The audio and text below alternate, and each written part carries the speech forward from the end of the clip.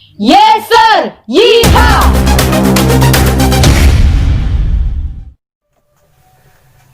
Halo saudara-saudara, selamat berjumpa di channel YouTube Komunitas Mal. Nama saya Ibu Norce Sumolang.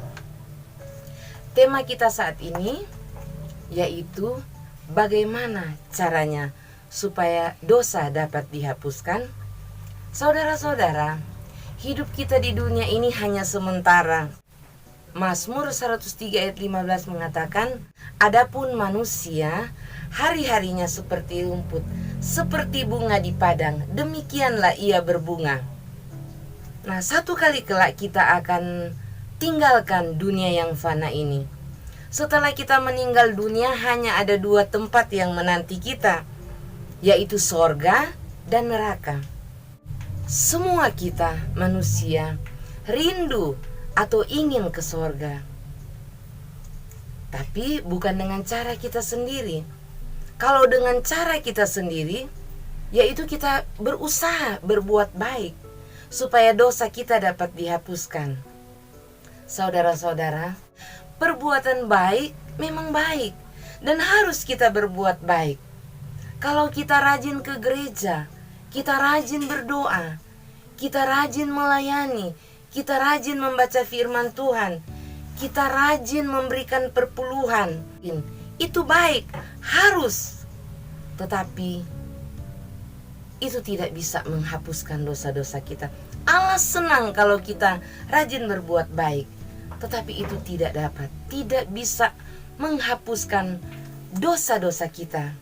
Karena Mazmur 49 ayat 8 dan 9 mengatakan, tidak seorang pun dapat membebaskan dirinya atau memberikan tebusan kepada Allah ganti nyawanya, karena terlalu mahal harga pembebasan nyawanya dan tidak memadai untuk selama-lamanya. Jadi sampai kapanpun, sampai akhir hidup kita, kalau kita setia berbuat baik, itu tidak bisa menghapuskan dosa-dosa kita sendiri. Karena Roma 3 ayat 23 mengatakan, karena semua orang telah berbuat dosa dan telah kehilangan kemuliaan Allah. Di dunia ini, saudara-saudara, tidak ada satu manusia pun yang tidak berdosa. Semua kita manusia telah berbuat dosa. Upah dosa ialah maut. Maut bukan cuma mati, artinya neraka selama-lamanya. Nah, itu syarat pertama. Syarat pertama, kita harus sadar betul, kita harus percaya sungguh-sungguh bahwa kita ini orang berdosa. Dengan cara apapun yang kita lakukan, itu tidak bisa menghapuskan dosa-dosa kita. Karena ada lagu yang sering kita nyanyikan seperti ini. Walau aku berjeri dan menangis tak henti, apapun usahaku tak menghapus dosaku. Hanya oleh kurbanmu kau selamatkan diriku.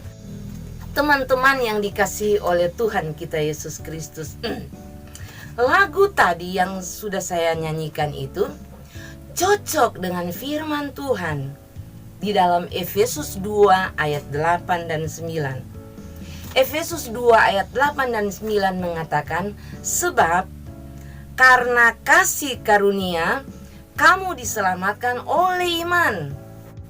Itu, jadi keselamatan itu bukan hasil usahamu, tetapi pemberian Allah.